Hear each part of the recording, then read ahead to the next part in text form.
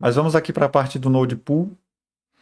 Aqui no Node Pool, a gente pode mudar o Node Pool, o que que é? Eu vou tentar pegar aqui, vamos ver se a gente acha. Vou colocar aqui Cluster Kubernetes.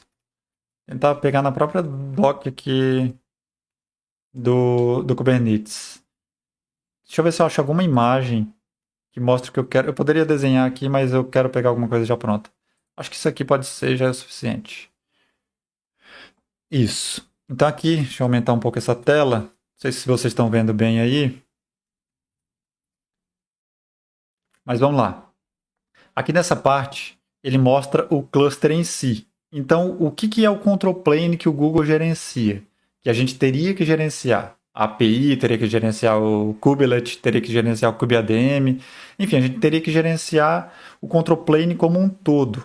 E fazer o join com os workers, os nodes teriam que trabalhar sincronizado, ou seja, o gerenciamento do control plane é um pouco complexo e você tem que ter um conhecimento bem profundo de Kubernetes para poder fazer esse gerenciamento.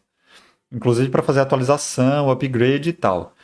Os serviços de cloud já oferecem o control plane como agnóstico, totalmente como serviço para você. Então você não precisa se preocupar com isso. Então essa parte aqui, control plane, você não vai se preocupar com nenhum desses componentes, API, etcd, schedule, nada disso. Isso aqui já é gerenciado pelo Google. Agora, a parte do Node Pool, que é essa parte aqui, e aqui até tem as informações, né, de API Server, Cloud Controller Manager, que é opcional, Controller Manager, etcd, que persiste o storage, ou seja, onde tem as informações do cluster, kubelet, kube-proxy, schedule, enfim, tudo daqui para cima é control plane, e é bem complexo de lidar com isso. Se você já tiver feito prova da CKA, você vai ver que tem uma certa complexidade de lidar com essas questões. Inclusive tem até um curso bem legal sobre isso. Não é meu, é da Code Cloud, que é um curso excelente a respeito desse assunto. E aqui a gente tem um Node Pool, que é um pool de nodes, né? O pool geralmente são várias coisas dentro de um contexto, de um grupo. Então aqui nessa parte do provider, vamos dizer assim, você tem um node pool com várias máquinas, onde ele vai ter o que você precisa para fazer o provisionamento dos seus manifestos, da tua aplicação propriamente dita.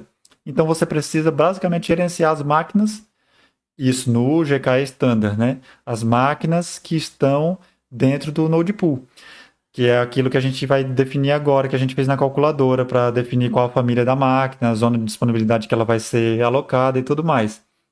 Só que o Autopilot, né, o GKE Autopilot, por exemplo, ele vai abstrair também essa parte. Então, nem essa parte você vai ter no Autopilot. Você vai ter somente os workloads, que são a parte dos manifestos. Então, você vai lidar somente com a camada bem abstraída da aplicação, vamos dizer assim. Então, é essa a arquitetura do Kubernetes. Isso é do Kubernetes como um todo, independente de ser GKE, IKS, AKS, OKE. Enfim, a sopa de letrinha é gigante aí nesse sentido, né? Mas vamos lá. Então, o Node Pool aqui eu posso definir qualquer nome, tá? Posso deixar Node Pool, ou vou colocar seguindo o mesmo padrão ali. Geralmente é bom você seguir um padrão, colocar nome de região, se é ambiente de homolog, dev ou produção, enfim. PRD, eu posso colocar aqui Pool, Lab, YouTube. Aí aqui a gente pode definir o número de nodes, que é justamente a quantidade de máquinas, ou seja, é exatamente isso aqui, quantidade de máquinas que a gente vai ter nesse cluster, a gente vai ter uma só, é só isso que eu quero. Inclusive aqui, por eu ter tirado aqui, ó, colocar 3, ele já nem me dá a opção aqui de colocar automático. Deixa eu voltar aqui para você ver. Cluster menor que 3 nodes pode ter uma experiência de downtime durante upgrades. Exatamente porque na hora do upgrade, ele indisponibiliza pelo menos um node. Se você tiver só um, ele vai indisponibilizar aquele node para poder fazer o upgrade da versão, que é aquela versão que a gente passou ali na parte de release do GKE e da parte do Kubernetes. Nesse caso, eu vou deixar um mesmo, porque eu não estou me preocupando com um upgrade, porque é só um lab. Mas se você quiser algo com alta disponibilidade, você vai ter que provisionar no mínimo 2 para ter uma certa decência ali no upgrade. Aí você tem aqui eu vou falar um pouco sobre Blue Green Upgrade e outras coisas, mas o 3 é o recomendado, tá? Mas eu vou colocar um e vou aceitar que seja um mesmo. E aqui eu estou especificando a única zona, que é a zona do control plane, o SIST B, é aquele data center específico. E aqui eu posso colocar um autoscale. Nesse caso, como eu tenho um único node, eu não vou ter autoscale, vai ser de 0 para 1. Eu posso colocar aqui, por exemplo, 3. Se eu colocasse 3, aí eu colocaria, eu posso ter um mínimo de nodes 1 e o máximo 3. Então, 1 para 3. E para eu nunca zerar. Ou 2 para 3, enfim, você acaba decidindo. E aí aqui o limite você pode definir por tipo de zona ou por tipo ou pelo total. Aqui, se a gente colocar por zona, como é uma única zona, ele vai considerar uma única máquina. Porém, se eu tivesse aqui a parte de duas zonas ou três, por exemplo, você vê que ele multiplica. Então, por exemplo, se eu tiver duas zonas, mas o mínimo de máquinas são duas, ele vai multiplicar pela quantidade de zonas. Então, são duas máquinas vezes a quantidade de zonas, que vai dar 4 máquinas. E o máximo 3 vezes 2, 6. Se eu colocar 3 zonas, aqui vai para 3, 2 vezes 3, 6. E aqui vai para 9, 3 vezes 3, 9. Então, é dessa forma que ele faz o cálculo de autoscale, que é também muito útil para quando você tem uma aplicação que onera ali, que você precisa de máquinas em certos períodos e etc. Nesse caso, como falei, não vou deixar com autoscale, vou colocar uma única máquina. Isso aqui é quando a gente provisiona no nível hard mesmo, correndo todos os riscos. Mas é isso. Vamos ver aqui. Quem tiver ainda aí, tá tudo certo. Áudio funcionando, gravação tá tudo ok. Beleza.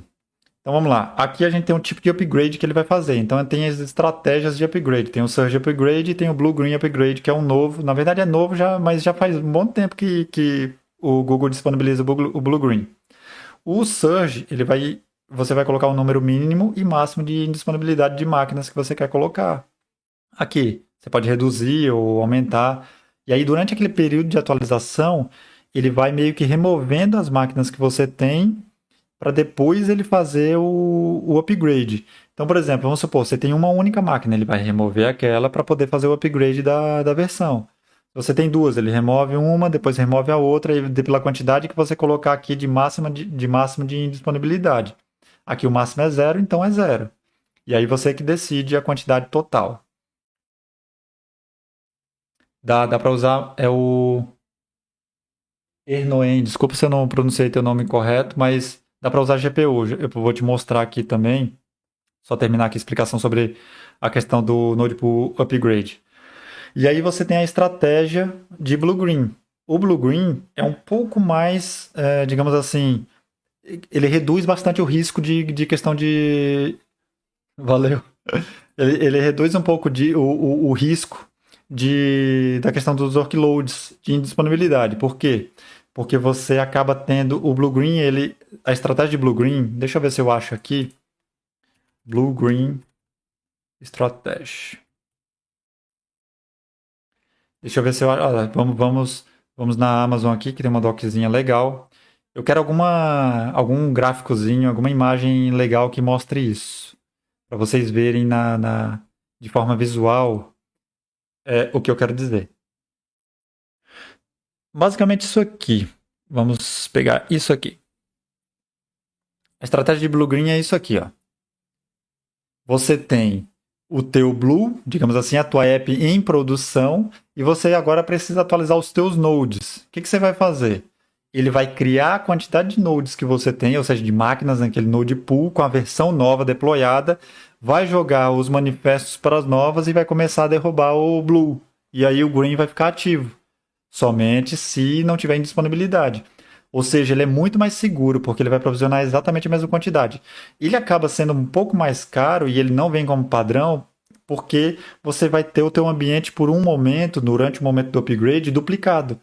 Então vamos supor, a gente está falando de cluster pequeno aqui, né? Uma máquina, duas, quatro. Se você tiver um cluster de 100 máquinas, por exemplo, aí o risco pode ser um pouco maior. Aí você pode colocar a quantidade também que você quer, não tem problema. Isso é possível.